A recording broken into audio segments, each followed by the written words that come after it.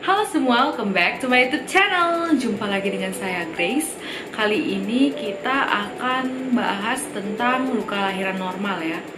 Karena banyak orang berpikir kalau luka lahiran normal itu kok seharusnya ini cepat sembuh, tapi kenapa ini nyerinya lama sembuh atau lukanya lama kering? Apa saja faktor-faktor yang mempengaruhinya?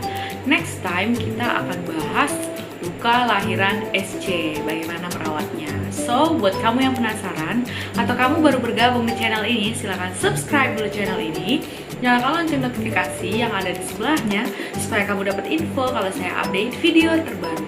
Follow juga sosial media saya karena saya sering berbagi info kesehatan di sana. Oke, langsung saja kita bahas ya.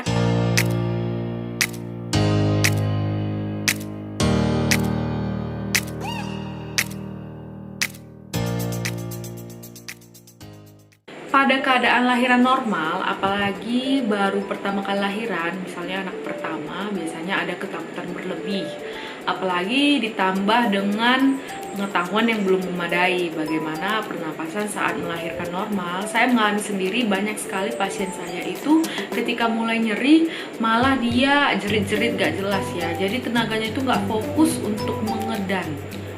Nah, dia juga sering angkat-angkat bokongnya, atau bahkan ada yang memiringkan badannya, nggak mau fokus bagaimana cara mengedan yang baik meskipun kita sudah capek ngajarin. Jadi hal itu juga dapat menambah risiko terjadinya perlukaan di jalan lahir ya. Jalan lahir itu sebenarnya ada di tengah ya. Bagian atas itu uretra, tempat keluarnya air kencing. Untuk perempuan ada 3 lubang dan yang paling belakang itu anus ya.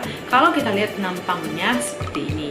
Nah, lalu ada masanya atau ada kalanya, next time saya mungkin akan jelaskan kapan perlu dilakukan episiotomi, yaitu pemotongan antara vagina menuju ke anus. Kadang kita lakukan, saya sendiri lakukan itu kalau memang kira-kira ini kepala bayi nggak bisa lewat ya.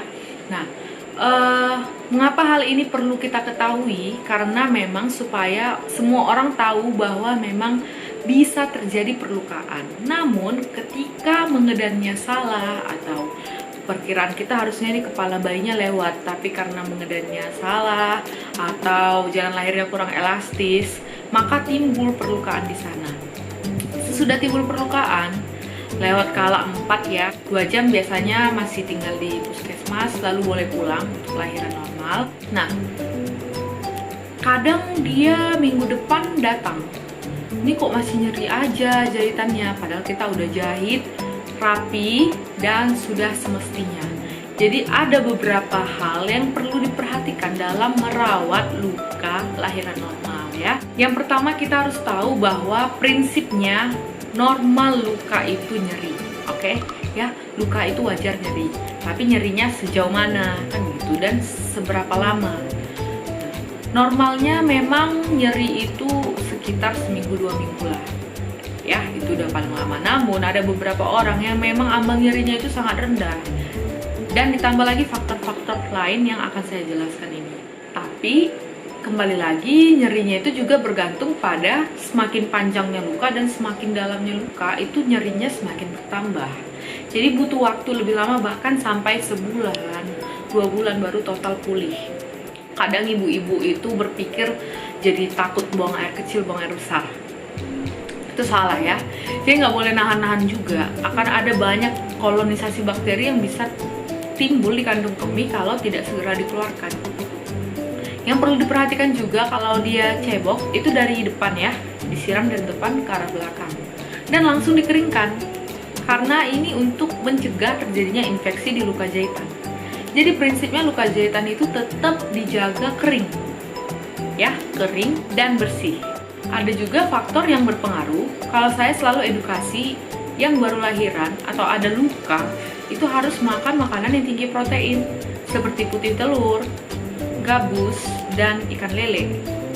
Kenapa ini penting? Karena memang untuk menumbuhkan jaringan-jaringan baru, biasanya dimulai dari bagian tepi luka ya, itu butuh protein yang tinggi. Makanya jangan malas, atau kalau memang dia alergi telur misalnya, kan kita bisa ganti ke ikan.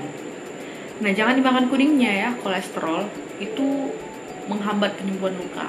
Jadi sementara ya dihentikan dulu. Ada juga yang baru melahirkan itu bertanya kapan bisa berhubungan lagi setelah melahirkan normal. Ya, normalnya memang kan vagina itu otot. Otot itu bisa meregang. Bayangkan yang sekecil itu bisa lewat kepala bayi. Diameter kepala bayi itu bayangin minimal 10 cm. Nah, dia bisa lewat. Lalu dia akan kembali seperti semula, tapi butuh waktu yang lama dan tidak sama untuk setiap orang, ya. Yang pasti lewat dulu masa nifasnya, ya setidaknya kasih waktu 2 bulan dulu, baru boleh. Jangan nekat gitu ya, jadi harus saling pengertian. Kalau memang ada yang bilang juga setelah melahirkan normal itu kenapa ya, jadi kayak maafnya longgar gitu. Bisa lakukan senam Kegel, ya. Ada banyak tutorialnya di YouTube, silakan tonton. Kadang ada juga sih ibu-ibu yang kalau buang air kecil mau raba-raba dan teraba jahitan atau benangnya kayak jatuh pada saat buang air kecil. Itu wajar ya, memang kan jahitan itu ada jahitan dalam, ada jahitan luar.